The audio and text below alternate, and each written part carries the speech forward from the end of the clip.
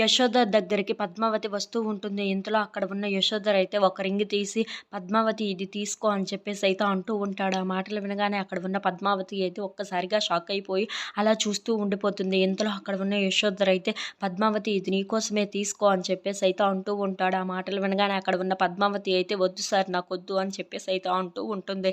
ఆ మాటలు వినగానే అక్కడ ఉన్న యశోధర్ అయితే ప్రేమతో ఎవరైనా ఏదైనా ఇస్తే కాదనుకోకూడదు పద్మావతి తీసుకో అని చెప్పేసి అయితే అంటూ ఉంటాడు. ఆ మాటలు వినగానే అక్కడ ఉన్న పద్మావతి అయితే ఒక్కసారిగా షాక్ అయిపోయి ఇప్పుడు నీకు ఏం చెప్పాలి అని చెప్పేసి అయితే అలా ఆలోచిస్తూ అయితే ఉండిపోతుంది. ఇంతలో అక్కడికి విక్కీ వస్తూ ఉంటాడు.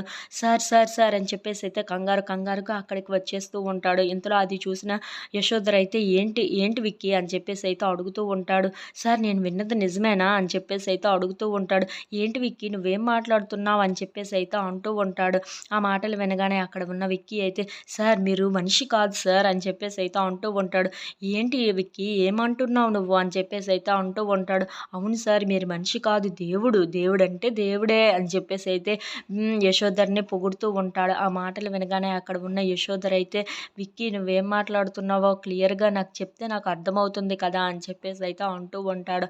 ఆ మాటలు వినగానే అక్కడ ఉన్న విక్కీ మాత్రం సార్ నిజంగానే మీరు దేవుడు సార్ అని చెప్పేసి అయితే అంటూ ఉంటారు. అలా అక్కడ ఉన్న వాళ్ళందరూ అయితే మాట్లాడుకుంటూ ఉంటారు. If you like this video please subscribe.